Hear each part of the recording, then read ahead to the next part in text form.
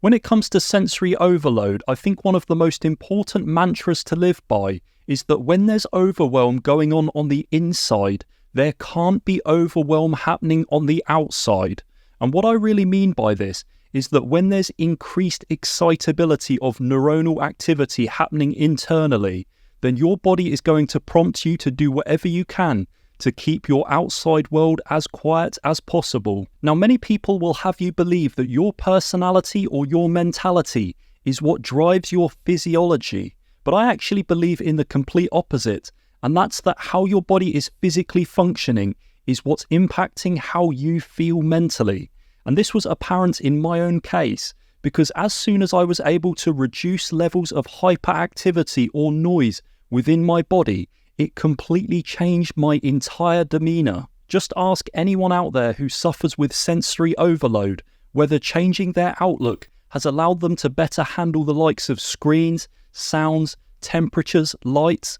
What you'll end up finding is you'll probably get a resounding no. And the reason for this is because this isn't primarily a mental issue.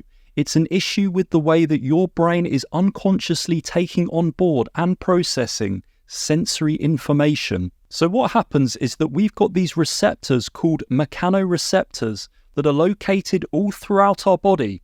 And what they do is they relay extracellular information. So they basically take in information regarding our surrounding environment, and then they convert it into an electrical signal, which is then sent to our brain. This includes variables like touch, pressure, pain, temperature, movement, vibration, and position. And although this information is detected in multiple regions in our body, it's sent via neuronal pathways to integrate in a similar part of the brain.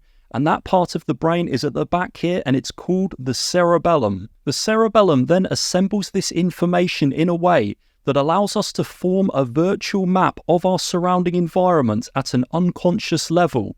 And most importantly, allows our body to know where it is in relation to the world and where the world is in relation to it. Stick with me because this is all going to become very important in just a moment.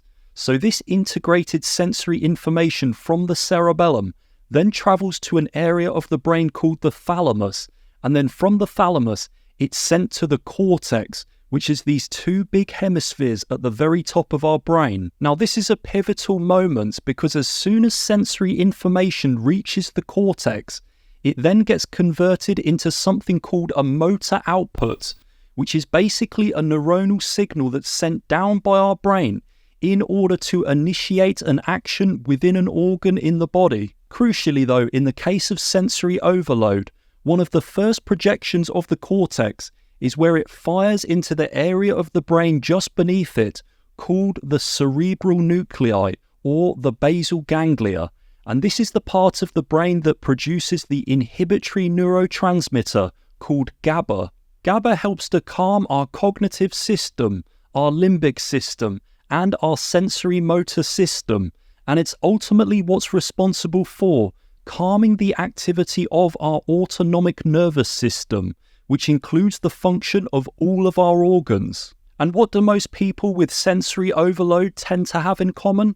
They tend to be more hyper alert or aware of their surroundings. They tend to be more easily triggered by the environment, and they tend to have heightened activity of their autonomic nervous system, so an increased respiratory rate and an increased heart rate.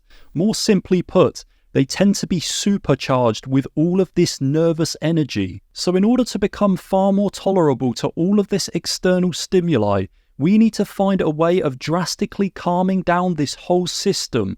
And I tell you exactly how to do that in the Unbeatable Blueprint online course. By the end of this 5-hour video course, you'll have a completely new perspective on what it is that's holding your body back, and most importantly, exactly what you need to do to fix it, to allow you to live a far more prosperous life. Let's backtrack for a second, and if we want to transition our body into one that's able to handle a much higher load of sensory stimuli without experiencing the likes of anxiety or panic, we need to firstly ensure that sensory information that our brain is receiving is being correctly integrated. If the sensory division of our nervous system is continuously delivering inaccurate or mismatched information to our cortex, then in turn our cortex won't be able to command our basal ganglia to produce adequate amounts of GABA to be able to calm down the activity in the rest of our body. So basically, the way of approaching this issue is to have these sensory pathways assessed and then gradually train any dysfunctions or any hypotonic or damaged systems to get them to work as they were originally designed to work, to bring accurate and adequate amounts of sensory information into our brain. The way I was able to identify what these dysfunctional sensory systems were in my own case was by having the function of my brain and nervous system thoroughly assessed by a trained chiropractic neurologist. And during his extensive examination, he was able to pick up on some of these dysfunctional pathways, and he prescribed me with some very targeted neurological exercises. And wow, I just can't even begin to tell you the enormity of positive benefits that simply doing this one thing alone brought to my all-round quality of life. I was suddenly able to handle a much wider variety of temperatures, handle looking at screens for longer, handle bright lights and loud noises far better, and I was just so much better at going out in busy environments with so much going on. Because what you're probably not aware of at this current moment in time is that your nervous system is likely giving off very subtle signs of abnormal activity within your body. This might be reflected in a certain reflex, a certain eye movement, or another variable. But what's important to note is that these particular types of practitioners can identify and pick up on these things and then prescribe you with the correct countermeasures to be able to actually correct them. Because ultimately what these signs are purely just a reflection of the sensory information that the body has taken on board and then converted into a motor output.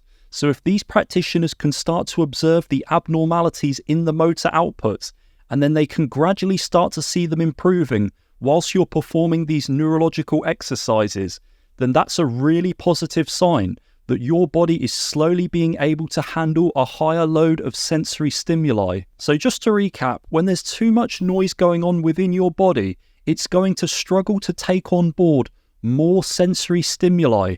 And the reason why there's too much noise occurring within your body is because your brain is continuously receiving inaccurate sensory information regarding your surrounding environment at an unconscious and ongoing basis. And then what's going to end up happening is, because this information is mismatched with what's actually going on around us, it's going to integrate within the brain, and the brain isn't going to be able to make sense of it.